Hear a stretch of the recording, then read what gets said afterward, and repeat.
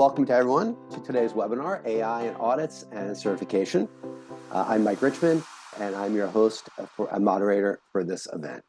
Before we get started, a quick bit of housekeeping. If you're watching this session live, please feel free to ask questions at any time. You can do so by using the Q&A button that's right at the bottom of your screen down there. I see one or two of you already asked a question. And then at the end of the session, I'm going to pose your questions to our presenter. If you're watching this on demand, you can still ask questions as well. You can just go ahead and write us at info@exemplarglobal.org, and then you'll have a chance to we'll have a chance to get your questions over to our presenter. And speaking of that presenter, today's speaker, Jochen Kleboth, is the head of analytics and AI with Intact Systems, and Intact is the industry-leading cloud and on-premise ERP technology company for audit, assessment, certification, accreditation, and standards management. Jochen has a lengthy background, not only in data analytics and artificial intelligence, but also in food safety and auditing.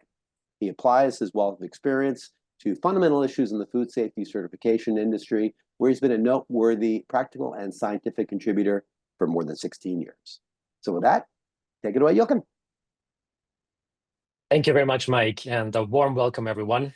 Good morning, good afternoon, good evening, depending on where you're watching from. I'm very excited to be here today with you and talk about one of my favorite topics. There's really where my passion lies, and I'm working in for the last couple of years. It's data science, it's AI, and everything that it has to do with that topic and make it actually applicable for the audit and certification industry. So my goal for today is, when I sat down and said, okay, make another presentation about AI in the audit and certification industry. I mean, I've done a couple over the last years. I was thinking, what can I give to you that is really valuable? And there are so many ways of tackling this topic. Being like more on a conceptual level, really give examples. And today I try to give you a little bit of a mixture to give you also concepts, that you can understand better when we talk about AI and different use cases, but also to give you things that are already in use out there and that we already use in the audit and certification industry, and that you get a better feeling and understanding for all of this. Okay, just for all the ones who don't know us, I'm with Intact for quite a long time. The AI and data science part of Intact, I was kind of like the founder of, you could say. So our basic product is an ERP system covering the whole audit workflow, from an application of an auditee to audit planning, to the actual audits, to the audit reviews, to the certification, and even invoicing. So the whole audit workflow is used by our customers. Some use all of it, some just parts of it, but we do that now for more than 20 years. So we have quite an experience in that. And it's just not food safety. It's pretty much, that's kind of like where it started, organic and food safety. But now, for example, also the aerospace industry is a big customer of ours. Here you see a couple of them, just to get that you get a feeling of what we're doing and the size and the scope of it. So you see, for example, a lot of standard setters, a lot of certification bodies, but also retailers that are our customers pretty much around the world. Okay, but now let's dive into the topic. And to understand things, it's sometimes good to take a step back and look at the development, how we actually got here today, right? So I'm pretty sure everyone heard about this thing, ChatGPT, where, my passion lies with AI, but I'm also a critical thinker. So you will not hear just the pep talk about AI today, but also probably some of the limitations or the challenges that we face today or we will face in the future. Having said that, so looking a little bit back and about how we started all of this. And when you look at technology, it always comes in waves, right? So you could say the first wave leading to AI was paper-based audits. So the first technology that we were using actually was paper. And that was a good thing to do because it's, quite practical to write and jot things down.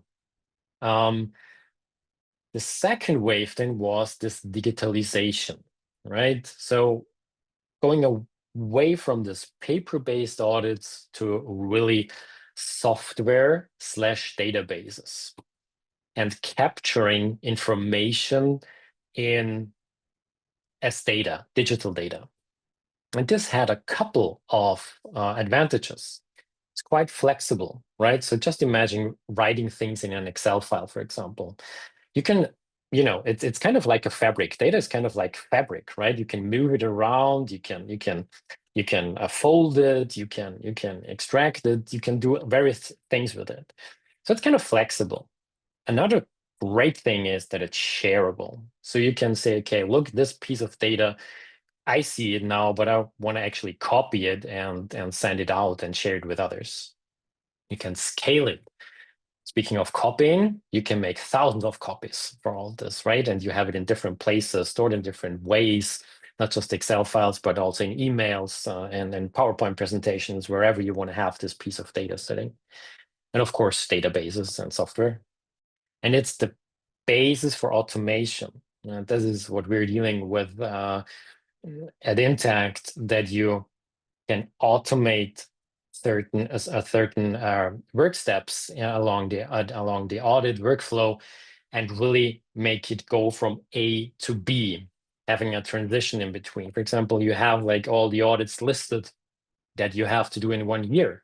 Then you have the audit planning work step, right? Where you use this kind of raw data and mold it in that way that you can say, okay, next week, Jake is going to this and this audit team and does this and this audit, right?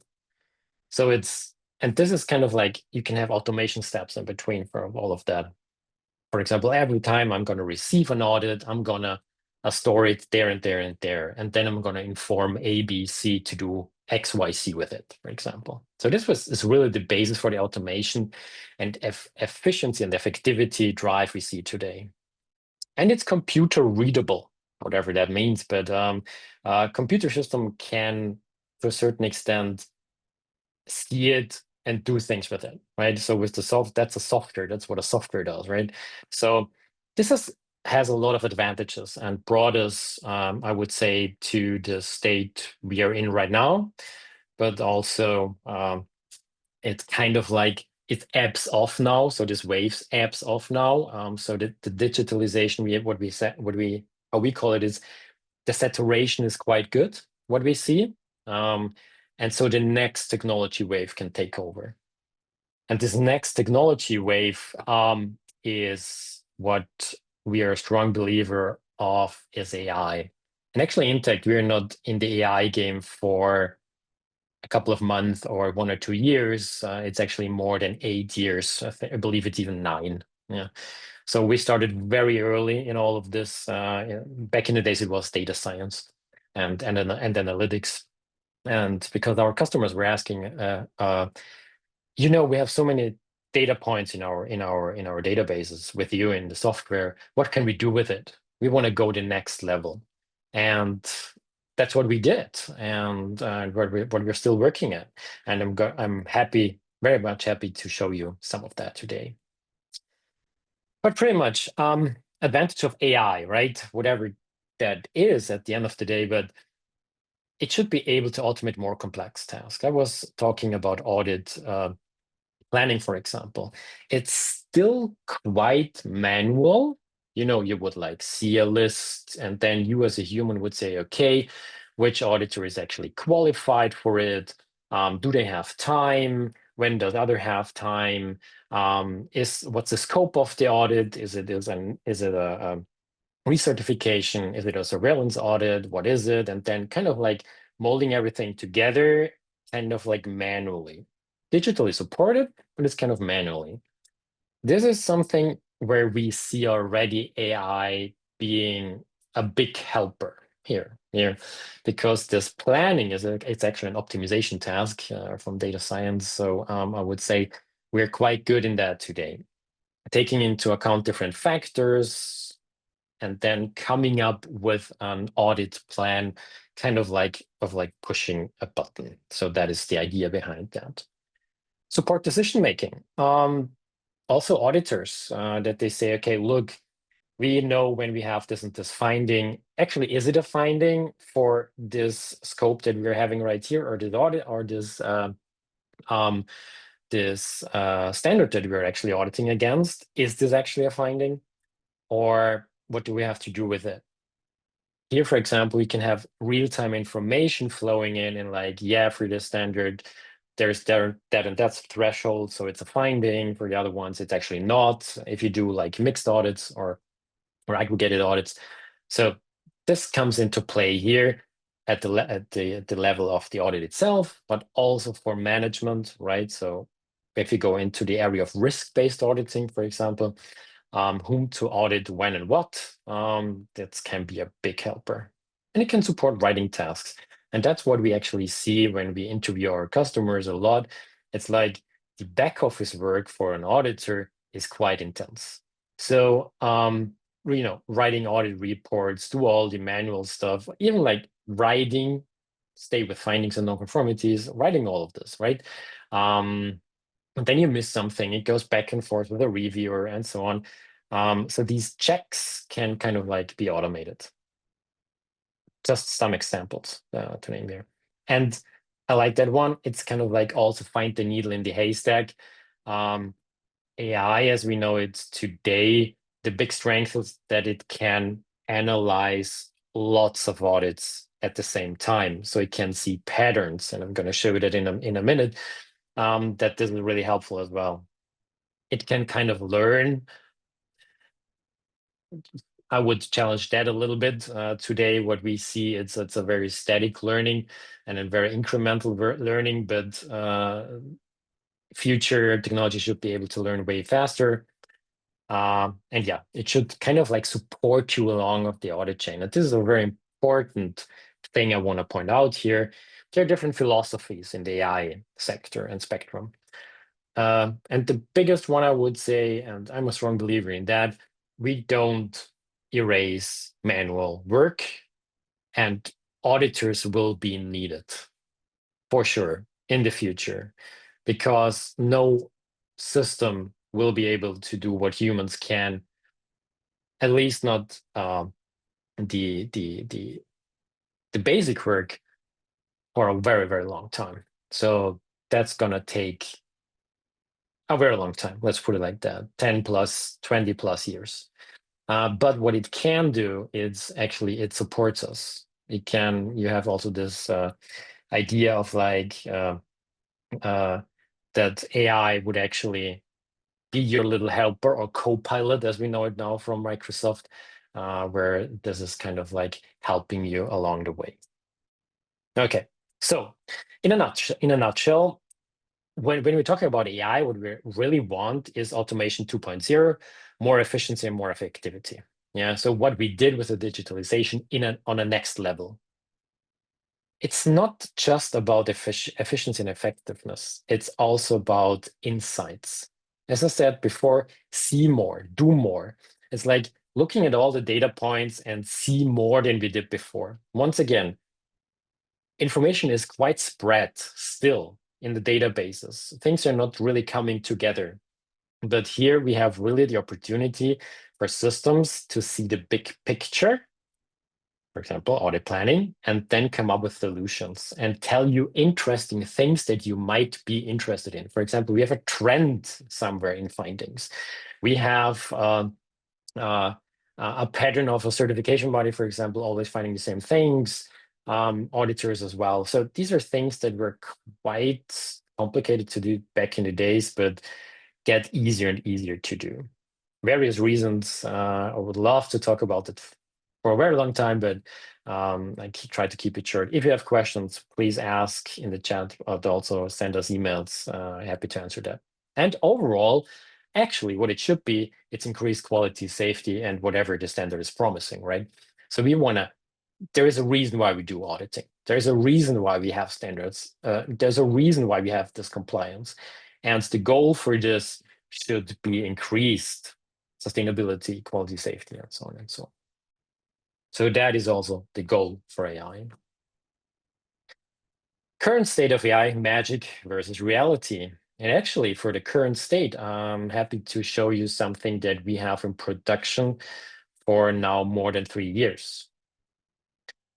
Don't look at the details here. I just want to show you that actually, I want to point you to the anomaly detection, predictions, text classification, and statistics part here.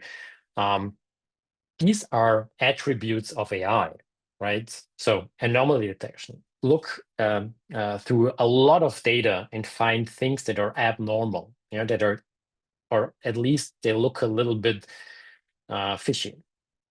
These are things that we have created algorithms for 5 years ago, actually. Yeah, and we put it into production 3 years ago. Predictions. So we said, okay, look, there are comparable audits, and we kind of like can have machine learning put onto it and say, okay, can you predict a nonconformity or not, especially majors or minors? And that works to a very nice extent. Yeah, not saying that all of this is true and should be a black box. Nobody knows what it does, and just act irrational on top of it. This gives hints. This gives like a feeling for what is happening, and I'm going to show you that in a second. What that means in a system. And also back then, text classification. What nowadays ChatGPT is doing, these large language models, as they are called. We did with language models, so not the large ones, but the smaller ones. And we use them to read through free text or analyze free text. So the nonconformity descriptions are in free text in general. Not really good to analyze, but with these language models, and nowadays with the large language models, it is getting easier and easier to also make use of this free text and also help auditors write reports, for example. Okay. So what did we do? Audit reviews. This was a big part for standard setters, especially in the food safety area, where we had also from the GFSI these compliance criteria that you have to have checks on your incoming audits, right? And so this was actually massive amounts of data flowing in, a couple of thousands per year, depending on the standard. And looking through every single one of it would be impossible, right? But, and that is something which AI is made for.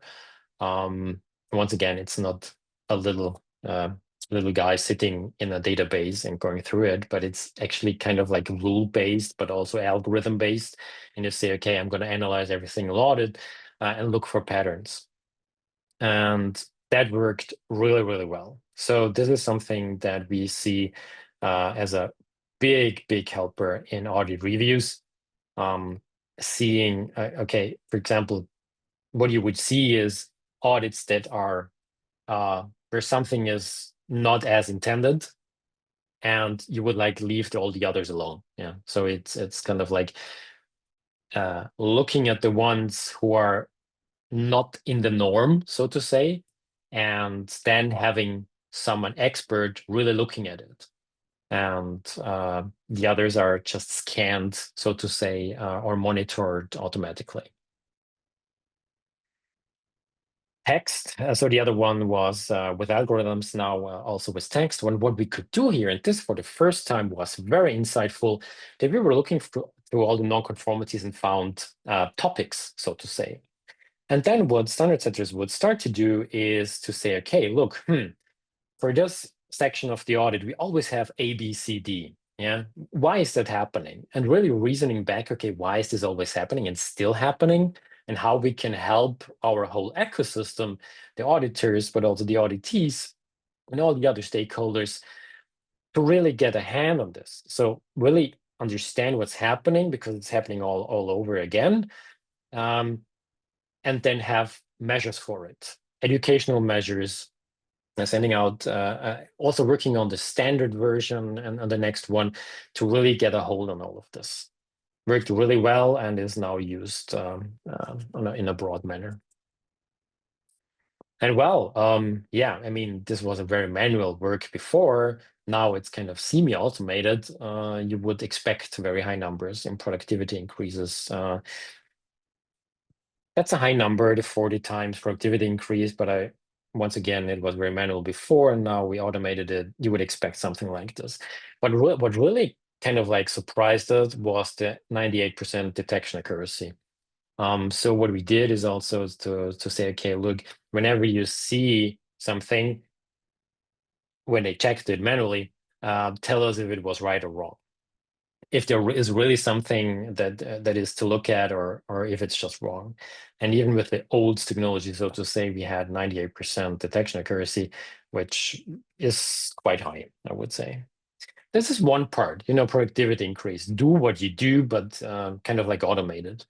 But what is fascinating also is to see new things emerging. For example, what we saw, and actually we thought that's a failure in our system, but we had a very high value for a certain area of a standard with a certain certification body. And we figured that with the new version of a standard, it was completely interpreted in a different way there. Yeah. And so we could see, okay, wow, we really have something here in the standard ecosystem, what shouldn't happen, and could stop it before it really, like grew to a real problem. Okay, good. So that was all before the holy grail, the silver bullet, ChatGPT. And I say that with a little bit of sarcasm, because that's always when you have these hypes. And well, it is a big milestone for all this data science, AI topic, and what we have seen so far with the large language models. It is really impressive. It is indeed from a technological viewpoint. Now it depends what we're going to do with it, but of course we have Intact said, then okay, look, we have this new technology. There is a technology push, as we call it. The other end would be the customer pull of technology. And we have this strong push right now, and let's dive deeper into it and do an analysis, also play around with it ourselves, so we get it sandboxes and really laid our hands on it and said, okay, what can it do? What can't it do today? Where do we see the strength? Where do we see the weaknesses? And I mean, right, there was this big wow effect with ChatGPT. You would just put an audit report in it and say, okay, look, and do an analysis on this whole audit report and find weak spots in it. And just that for example, here we had also in a previous step, the model instructed with the right standard, with the right compliance criteria, and so on and so on. And it would go through it and would find very, very accurately what are the weak points and where you should look a little bit closer. Let's put it like that. And it looks so impressive. And the thing is also, it kind of looks intelligent, right? So it seems to have some rationality. It looks like it could think even, because it's not just doing that once and just sits there. But you could ask also questions, follow-up questions, right? Or say, okay, not interested in what you just did here. Do a different analysis. Yeah. So it's kind of like really having like this helper or this co-pilot with you, helping you to do things that were for sure not possible 1 or 2 years ago. So that was definitely a wow effect, I think, not just for us who are experts in this field, but also for customers, for auditors, for everyone in the industries. So quite impressive. Nevertheless, I would say there are things today which are missing. Security. It's still not really known what's happening with the data. I mean, of course, there's a lot of, and I'm not just talking about ChatGPT, there are others out there with these large language models. It's still, I would say, questionable or not really 100% transparent what's happening. So security is a big topic. The second big topic is that you can connect your data to it, meaning your databases, your specific data, your knowledge bases, and so on. This is still a challenge today. Third one, it understands you and your business. So meaning it's a very broad, knowledgeable language model, you could say, but not tailor-made for one standard or a couple of standards and your business. That is still something that is missing. Teach and personalize, once again, that's now, I would say, a little bit better with these new generations, but still really learning from all of this is a weakness. And one of the biggest ones, especially when you want to go in a software product, or for us as a software product, as a software product company, make it proactive. Right now, it just sits there and waits that you type something in to be prompted, as it's called. And we have to find ways to make it proactive. I mean, it's not that complicated when you know what you want to do, but nevertheless, you have to know what you want to see and how you can achieve that. Here, that's a concept I wanna introduce and give to you, kind of like, and it goes with the one that I just mentioned before. We're gonna see a lot of horizontal Gen AI like ChatGPT, but really for the audit and certification industry, for example, and even going deeper for certain sectors, stakeholders, may that be auditors, may that be standard setters, may that be certification bodies whatsoever, they need specialized models. And we call that horizontal versus vertical AI. We have to have a strong industry focus, deep domain knowledge. Yeah, that's more technology, but here that's the very important one, accuracy, because this broad models what we call hallucinations, right? Sometimes they are just making things up, like we humans do. We made it actually quite human. They sometimes just tell you things which are not really true. And this is something that you can start to get a hold of it with this vertical Gen AI. Once again, the source is Gartner, a very good source for concepts and all of that. But having said that, that's going to play a major role also for us as Intact. Vertical Gen AI, that means kind of like fine-tuning or even retraining these large language models using other components of artificial intelligence, like predictions, like optimization algorithms, and combining all of that and make a real product out of it. The other one, which is a big concept and is kind of like now we're getting more into like, what will you be able to do in the future? BY always like bring your own AI versus built-in AI. What does that mean? So bring your own AI would be, for example, you're an auditor or you're a reviewer, an audit reviewer, or whatever job description you have, and say, okay, look, I have this thing called ChatGPT, and here is all my information, all my data, and now I want to do an analysis on it. So that kind of like would be like bring your own AI, where data is kind of like scattered, but you have like something, a tool, an AI tool sitting there that is kind of like a Swiss Army knife. Yeah, it can do various things, and you say, okay, for example, here is my Word documents, create an audit report. Yeah, then that's it. Versus things that come naturally with the tool set that you're already using. For example, Microsoft Copilot, when you have a Word document or when you have an Excel file, it already is kind of like built into the tool set.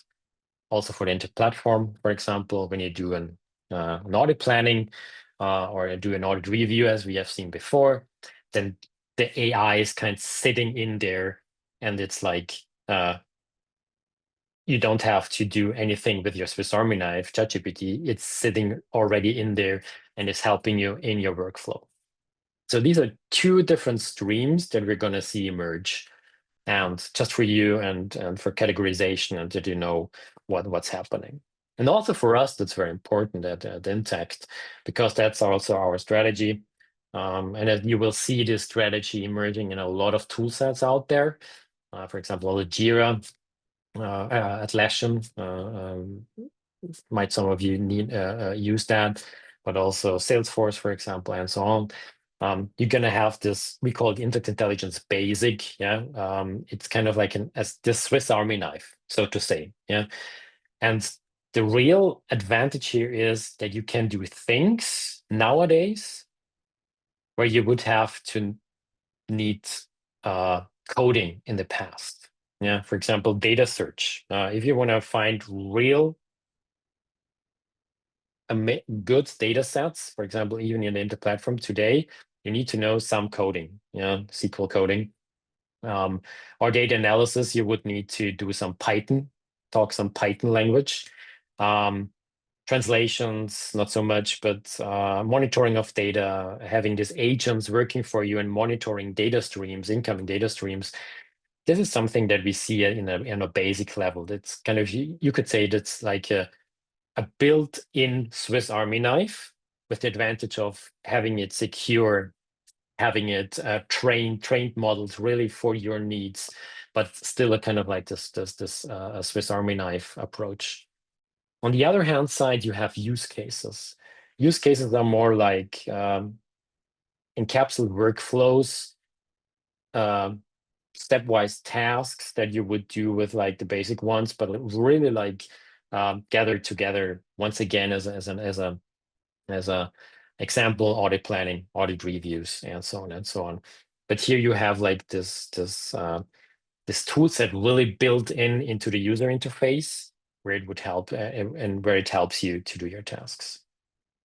Once again, these use cases go from application to client quotations, the audit itself, findings and corrective actions, reviews, certificates and certification, and so on and so on. So kind of like every single step in the workflow might have its own built-in AI. And on top of it, you could say there's going to be a Swiss Army knife. Yeah, for example, Salesforce calls it Einstein. Atlassian calls it Robo. Yeah, so these are Swiss Army knives. Bring your own AI is already emerging. Yeah, gonna not go too much into detail here. That's breaking barriers, as we call it. Yeah, data insights with no code. And how we did that, I want to show you, for example, data search, right? So we have a huge database in the Intact platform. And if you're a little bit literate into data and how to combine data, or actually how to store data, you know that it's quite a challenge to come up with a good data sets for every analysis. Yeah. So we often end up in like our operations team creating specific data sets for specific needs. And this is actually quite an intensive task. And the problem is actually the end user wants to do that themselves, right? And so what we did here is a data search. So this is part of the Swiss Army knife. It's the data search, and you would say, okay, I have a chat with my assistant, right? And say, okay, list me all audits in a certain from a certain time in the last 12 months. Then it would process it, and I get the output, and then I say, okay, go further. Yeah, that's nice, but just give me the ones from Germany, and just give me the ones from a specific standard, and so on and so on. And it would go and actually fine-tune your data set until you actually have what you need.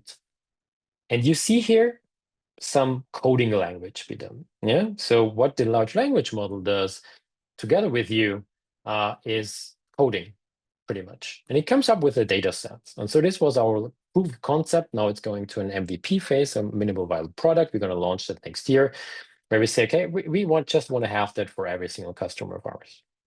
That the end user is able to create any data set they want to do. So And that is kind of like it sounds probably small, but it's a big breakthrough for a lot of our customers working with data and doing analysis on data every day by day. So it's really natural language to code what we're doing here. Yeah. What we could also show, and this goes also in the section that we said, okay, look, we need to have tailor-made models, is that we could teach it, and this is the semantic mapping here, a finding is a deviation, is a nonconformity in that case. So please, whenever I talk about nonconformity, know that this is also a finding. Yeah. So this is the semantic mapping we could do and show, which was a very important step forward. I'm running a little bit out of time, so I'm skipping forward.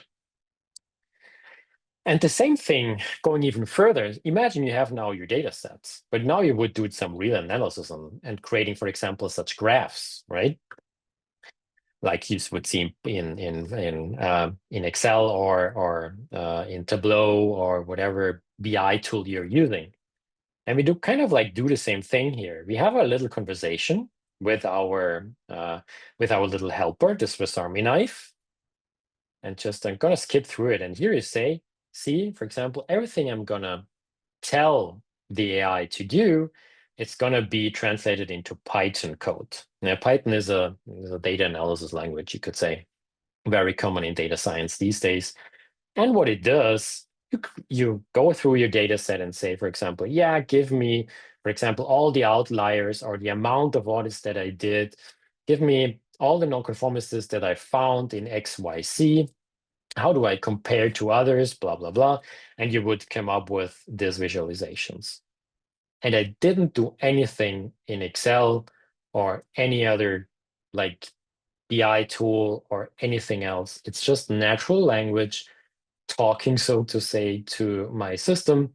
The system grabs the data, does an analysis on top of it, and then you refining it to what you're actually looking for. And even you could ask it, what did I miss? Yeah. What else can I do with my data? Any ideas? Look at the data, find me interesting things, trends, topics, whatsoever. And it would actually come up with some quite interesting stuff. So especially the last part that I was talking about is increasingly interesting for data exploration for our customers and has a lot of value. And here we bring it actually to the fingertips of the end user. And that is the big, big breakthrough. An end user using our system can do things which you would have needed 1 or 2 translation steps to a data engineer, and they just can do it themselves. So this is really what amazes us at this stage. But of course, when you look further into the future, audit report writing, for example, you get a preparation document whenever you go to an audit that is tailor-made for this auditee. Look, we had similar findings that and that and that with this commodity. That's the audit history of all of the auditee. We have had similar findings there and there and there. Yeah. So these are all things that we're currently working on with our customers. We have a separate product, a separate project, separate project with them. We call that customer AI projects, where we work together with our clients to come up with this AI solutions. Another one for the Swiss Army knife would be audit translations. We see that a lot, and what we also see is that this bring your own AI is already used to quite an extent.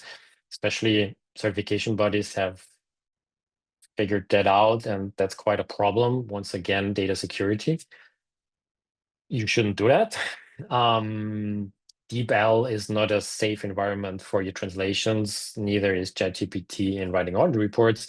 So we said, okay, and it's actually not good enough, to actually have very good translations in the audit sector. We're dealing here with a lot of different languages, sometimes not full sentences, spelling errors, and so on and so on. And also the semantic mapping is a problem. So we have our own large language models trained, especially on that, and we could achieve very, very good translation quality. We did that proof of concept with a very big certification body, and we are now at a stage where we start developing that further and rolling that out also next year, which just makes it easier for people to write good reports also in a language that they might not be so good in. Yeah, thank you so much. I hope I covered at least some of the things that you wanted to hear or are interested in. Once again, you could look at this topic from various directions, and every direction would need more than 1 or 2 hours. I hope I gave you some ideas to think a little bit differently about all of these AI topics. Once again, more than happy to answer your questions. And yeah, if we cannot cover your questions today, please write your questions to Mike, and then we see what we can do. Yeah, thank you. Thank you, Jochen. I was going to just mention that you can, of course, if you are watching this on demand, you can write us at info at exemplarglobal.org, and we'll be happy to get your questions over to the team for response. We do have a lot of questions. I had one that I think maybe would address some of the feedback that I got during the session from viewers. Kind of the limitations of the tool at this point. And some of what you see coming forward. I know there's some basic things that we can do now, but as we continue to progress into this world in the coming years, what do you foresee as some of the advancements that will allow us to do more with AI? I believe I covered some of it, but what we're gonna see is a lot of these specialized tool sets. Yeah. So, for example, you're using a tool for auditing, writing your reports, writing your nonconformities should be easier in the coming years for sure. Because actually, this is something that especially Gen AI, generative AI, is very good at. Writing. So checking text and writing text. So this is actually something that is very good at. I expect that to kind of like hit the shelves in 1, 2, 3 years, for sure. But also the challenge that comes with it, or where the limitations are, is, as I mentioned before, is these hallucinations. Sometimes we trained AI the way we think, kind of, you could say. It's like, and if you don't have an answer, just make something up. The problem with it is, right now, we don't know what is that part that was kind of made up. Yeah.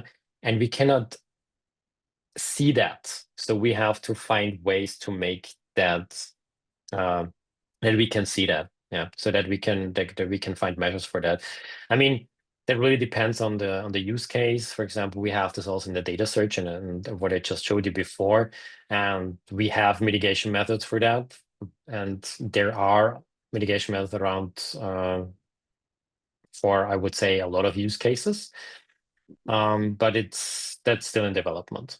And once again, it's going to be like this bring your own AI to work, and it's going to be that built-in tools for specific use cases. So I think both of that we will see. Yeah. A lot of questions as you address this partially in your presentation. A lot of questions about data security, data protection, of course, and we know there's limits on an open source tool such as this. So companies that maybe will prohibit AI, the use of AI in their workplace auditees. Any feedback on that? Any workarounds for that, or again, will it be something that maybe is a next generation tool that will be able to manage that in a more closed way? It is one of the biggest challenges and topics, I would say, these days. And it goes right into legislation. Here in the European Union, we have the AI Act, which is very, very rigorous in what you can do and what you cannot do. And I support that. I'm a big supporter of that. Especially when you're using Gen AI, this large language models. We did see examples where information was exposed that should not have been exposed. So, like personal data that it was trained on, obviously, yeah. And this is something that cannot happen. Now we do see the good thing is you now could say, okay, no, we're gonna stop everything. We don't gonna do anything with it anymore. But we do see a lot of tools coming up or companies like us to prohibit that. That this is something that okay, we need tools to make AI more secure, and they are there. Are they in the quality that we need them? No. And that's actually why you see not so many things emerging as you would have expected it after the ChatGPT hype, so to say, after 1.5, 2 years almost ago. You would have thought, oh my God, and now the whole industry is changing and everyone is just going to use it. And the question is, why didn't we? It's security. Yeah, it's because just imagine that shitstorm. If you're exposing this tremendous amount of data and personal details, Yep. you cannot do that. And I'm quite grateful for all this legislation that is coming up right now. Yep. Excellent point. Another good question. How might auditors contribute to ensuring confidence and accuracy in results generated by AI in relation to the conformity assessment industry? For example, analysis of data by AI that's relied upon to demonstrate conformance to a particular standard or clause. Good question. In proof of concept that we have built, one concept that we're using is human in the loop, it's called. So you give feedback, kind of like Copilot also has this thumbs up, thumbs down, but ours goes a little bit it's a little bit more in the sense of like you give also feedback on the accuracy, what went wrong, was it good, and you kind of like type it in, and you would get, for example, if it's really not helping or really prohibiting good auditing outcome, it would just stop doing things. Yeah. So it's if you see, okay, that is not helping me, it is actually making false statements or making the audit that I'm currently working on not as it should be, then it would just stop. So there are good ways on like giving feedback to tools. We just have to use it. And also here comes in the user UX part, making it really easy for people using tools to give feedback. That's going to be a big one in the future. Yeah. Another good question. What's the customer adoption rate for AI to be used during their audits and for reporting? What are you seeing? Good question. For the products we have out there, we cannot really say it's for auditors because the auditors we're working with for the proof of concept, they're all early adopters. They love new tools, new things. So the adoption rate is 100%. So, but of course, that's not how you can measure this. For the audit review part, for example, the adoption rate is quite high, I would say. But also here, it's not really a good measure because companies buying that want their people to use it, and all of them are using it. So I would say we don't have the data to really come up with an AI adoption rate.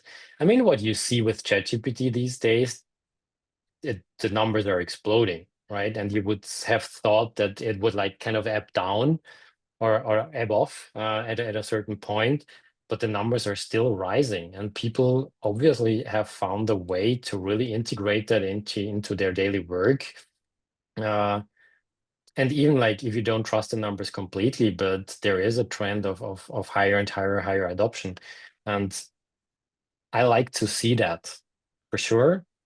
Nevertheless, I think it's going to be very different in the audit and certification industry.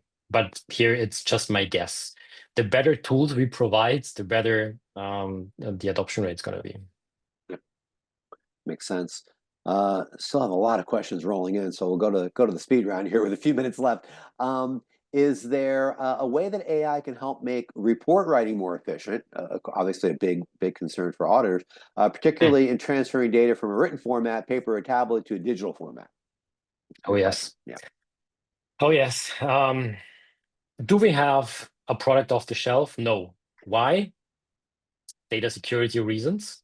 It's not so much about the quality, and that's the interesting part.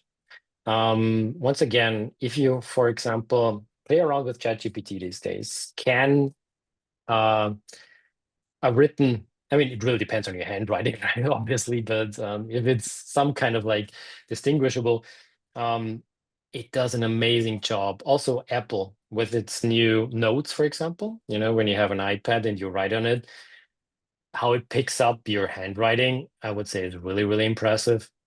So digitalizing all of things that seems to be really, really, really great already, and this really have at the speed of quality increase is really high. But also in audit writing, right? So like in which format, what topics to cover in an audit report, what's the structure of an audit report? There we have already proof of concept out there, and that works really well. Yeah. Once again, why we don't have something out and hitting the shelf is data security, obviously, and good product management. But this is something that we're gonna see in the future for sure. I'm pretty positive about that. Great. Do the data sets have to be in any specific format? Our audit data consists of PowerPoints, Excel spreadsheets, screenshots, Word documents, etc. That's pretty typical. Can it come through all that data to detect trends for, say, management review? Very practical question. Yeah. And here we see, for example, Microsoft doing interesting things in that direction, right? If you use these days Microsoft 365 and you see the search, for example, and it would search through a variety of documents, videos. If you have recorded a Teams call these days, right, and it would do a transcript and it's searchable, and you would say, give me all information about a certain topic, and it just brings it together from all different file formats. That is going into that direction. And once again, here we are dealing with the tool set from Microsoft, but we're going to see that as well in our product, but also Salesforce, Atlassian. So that is something I would predict that we will see also in 3 to 5 years. Yeah. Okay. And kind of a related question from another user wanted to ask about how do the tools perform when the data itself is poorly structured? And I think that I'm not quite sure if that means different file formats and different types of files, or if it just means the data itself is a little bit disorganized. Yeah, and excellent question. Funny enough, what we are using AI these days most for is data quality. Mm-hmm. Missing data, wrong data or not wrong data, but having data in the wrong field, for example. We see that so many times. And this is actually for increasing data quality. The first thing that we do when we analyze a data set is cleaning the data set up with these AI tools to make it more reliable, to see things, to even see things. Is this data set even able are we able to analyze that?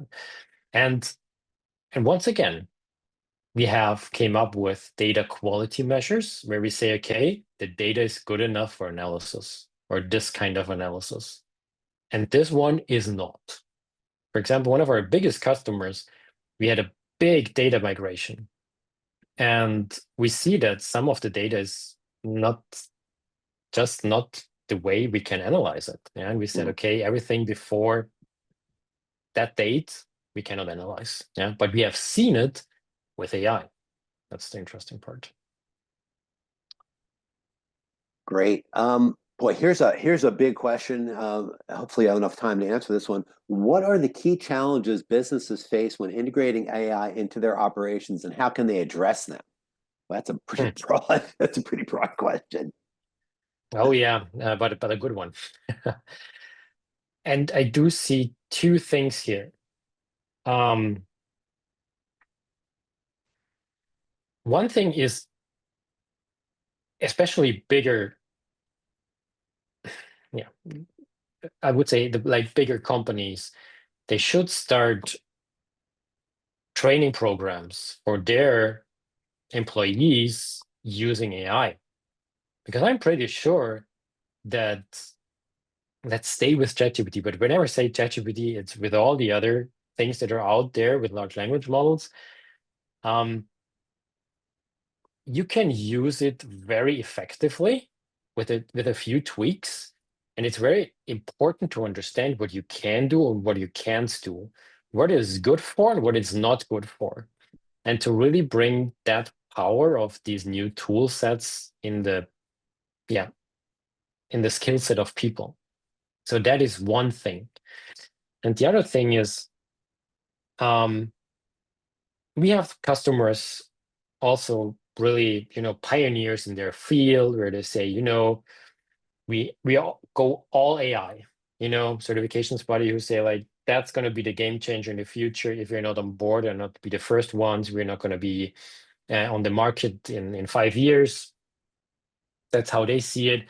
And they want to really create tool sets. So they do an analysis on their work, on their processes, their internal processes, and say, okay, bringing also in externals, AI specialists, also us as a tool set provider, and say, look, that's our audit process. Where can we start? What can we do? Well, how can we? Is there already, for example, a tool set out there that we can already use? Can we develop something together with you, for example? And then we say, okay, look, that makes sense and that does not make sense. So if we want to start, use ChatGPT for that and that and that, and create specialized tool sets. For example, one customer, they had a very special review process, and we said, okay, we cannot use our standard review AI for that, but we have to create another one. But it's actually not a big a deal to do that. Yeah, so we can just tweak that a little bit, and you can already start. So I would say analysis together with experts. If you're going to be really the pioneering and the forerunner in that field, you need experts looking at your internal processes. But on the other hand, so once again, and that's why I started with it, training the staff in this direction is equally, if not more important to do. And you cannot start early enough, I would say. We already have tool sets out there. Auditors already are using ChatGPT and DeepL and all the other translation things. So why not having like training around that and say, okay, what makes sense to do and what doesn't make sense to do, and what is even what you shouldn't do, from a data security perspective. I think that is very, very important. Wow. Well, that was a really good presentation. We unfortunately couldn't get to all the questions we have. We will answer your questions, though, offline. If you did ask them, we didn't have a chance to get to them. So thank you for that. And of course, if you have questions on demand, just write us at info@exemplarglobal.org and we'll get them on to the team. So thank you again for joining us, Jochen. Excellent presentation. Really good job today. Thank you for being here today. And we'll see you all at our next webinar here at Exemplar Global. Thanks again. So long. Thank you. Bye. Bye-bye.